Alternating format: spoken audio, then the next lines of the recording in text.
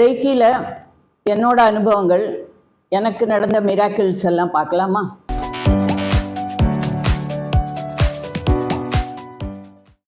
Nineteen 99ல் ஒரு பெரிய health challenging issues எனக்கு ஏற்பட்டது. டாக்டர்ஸ் ட்ரீட்மெண்ட் கொடுத்துட்டு with treatment positive thinking and இறையருள் ரெண்டும் இருந்தால் தான் ஃபுல்லாக ஹீல் ஆகிறது சாத்தியம்னா, அப்போது எங்கள் அண்ணா கிராண்ட் மாஸ்டர் டாக்டர் சர்வேஷ் கண்ணாங்கிறவர்கிட்ட இன்ட்ரடியூஸ் பண்ணார். அவர்கிட்ட நாங்கள் ரெய்க்கி ஹீலிங்காக ரிக்வெஸ்ட் பண்ணோம். அவர் எனக்கு ஹீலிங் கொடுத்தார். கம்ப்ளீட்டாக அந்த மெடிக்கல் இஷ்யூஸ்லேருந்து வெளியில் வந்துட்டேன், நல்லா ஹீல் ஆகிட்டேன். அப்போ தான் எனக்கு அது ரெய்க்கி மேலே ரொம்ப ஆர்வம் ஏற்பட்டது. இந்த மாதிரி ரெய்க்கியோட இணைஞ்சு நம்மளும் நிறையா பேருக்கு சர்வீஸ் பண்ணோம், ஹீலிங் பண்ணோங்கிறதுனால அவர்கிட்ட சர்வேஷ் கண்ணாஜிகிட்ட நான் ரிக்வெஸ்ட் பண்ணேன். அதுக்கப்புறம் எனக்கு ஃபஸ்ட் டிகிரி அட்யூன்மெண்ட், அதாவது தீட்சை கொடுத்தார். அதுக்கப்புறம் சர்வேஷ் கண்ணாஜி ஹெல்த் இஷ்யூஸ் இல்லவால் ஹீலிங்க்கும் கவுன்சிலிங்க்கும் என்கிட்ட அனுப்புவார். நாங்கள் ரெகுலர் டச்சில் இருந்தோம். இன் பிட்வீன் நான் செகண்ட் டிகிரி ரெய்க்கியும் கற்றுன்ட்டேன், அது ப்ராக்டிஸ் பண்ணிட்டு இருந்தேன். 2013ல் எனக்கு ஒரு கைட்லைன்ஸ் தேவைப்பட்ட போது அன்ஃபார்ச்சுனேட்லி குருஜி இறந்து போயிட்டார். அதுக்கப்புறம் என்ன பண்ணுறது, யார் எனக்கு குருங்கிற ஒரு கொஸ்டின் மார்க் இருந்தது. டாக்டர் சர்வேஷ் கண்ணா கிட்ட ப்ரே பண்ணுற போது எனக்கு இன்ட்யூஷன் மூலமாக டாக்டர் அனந்த சுப்பிரமணியம்ங்கிறவர் எனக்கு நெக்ஸ்ட் குருன்னு தெரிய வந்தது. அவர் தான் இது வரைக்கும் இன்னி வரைக்கும் என்னை வழி நடத்தின்னு இருக்கார். அவர் ஒரு குரூப் ஃபார்ம் பண்ணியிருக்கார். அந்த குரூப்பில் நானும் இணைஞ்சிருக்கேன். அதில் 100க்கும் மேற்பட்ட ஃபேமிலிஸ் இருக்குது. நாங்கள்லாம் இணைஞ்சு குரூப் ப்ரேயர் பண்ணுறோம், ஹீல் பண்ணுறோம். இதில் finance, health, education, job, relationship issue எல்லாத்தையும் நாங்கள் கவர் பண்ணுறோம். அது மூலமாக மக்களுக்கு சேவை பண்ணுறோம். கடந்த 10 வருஷமாக நாங்கள் இந்த ஹீலிங் அண்ட் ப்ரேயர்ஸ் பண்ணிட்டு இருக்கோம். சமீப காலமாக ஷிக்ஷாங்கிற புதிய ஒரு குரூப் ஃபார்ம் பண்ணியிருக்கோம். அதில் டிசர்விங் கேண்டிடேட்ஸு, ஸ்டூடெண்ட்ஸு, படிக்கிறவங்க, ஸ்கூல், காலேஜஸ் அவளோட ப்ரேயர்ஸ் ஏற்றுக்கிறோம்.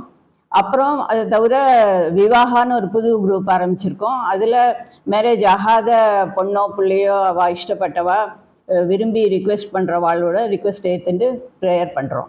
ஹெல்த் இஷ்யூஸில் எனக்கு ரெய்க்கி எப்படி சப்போர்ட்டிவாக இருந்ததுன்னு பார்த்தோம். இப்போ அதே எனக்கு எஜுகேஷனில் எப்படி சப்போர்ட்டாக இருந்ததுங்கிறத பார்க்கலாம். நான் பிஹெச்டி ஹிந்தியில் பண்ணியிருக்கேன். கான்பூர் யூனிவர்சிட்டியில் எனக்கு வைவா ஃபிக்ஸ் ஆச்சு. யூனிவர்சிட்டி கேம்பஸ்க்கு வைவாக்கு போனோம். அங்கே என்னோட சேர்த்து 10-15 பேர் வைவாக்கு வந்திருந்தாங்க. அதில் செகண்ட் நம்பர் என்னோடது.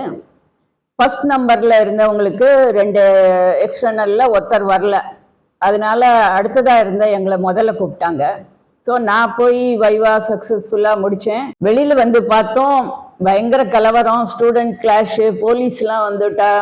ஸோ டோட்டல் எல்லா ப்ரொசீடிங்ஸையும் அங்கே ஸ்டாப் ஆகிடுது. இதுதான் ஆச்சரியம்.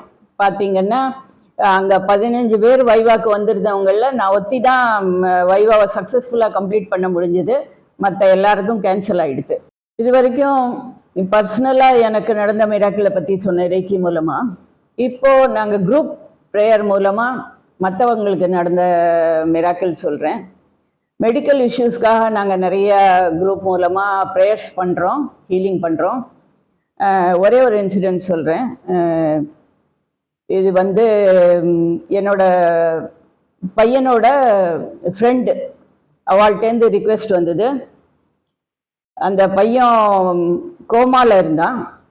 டாக்டர்ஸ் வீட்டுக்கு கொண்டு போங்கன்ட்டா. கடைசி முயற்சியாக அவள் ரெய்க்கி பற்றி கேள்விப்பட்டு எங்கள்கிட்ட வந்தான். ஸோ நாங்கள் ஹீலிங் பண்ண ஆரம்பித்தோம். குரூப் மூலமாக ஹீலிங் பண்ண ஆரம்பித்து 2-3 மாதத்தில் ரொம்ப சந்தோஷமாக அவங்கள்ட்டேருந்து எங்களுக்கு ஃபீட்பேக் வந்தது.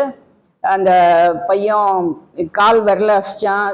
கொஞ்சம் கொஞ்சமாக பார்த்திங்கன்னா பேச ஆரம்பித்தான். அதுக்கப்புறம் ஃபிசியோதெரப்பி நடந்தது.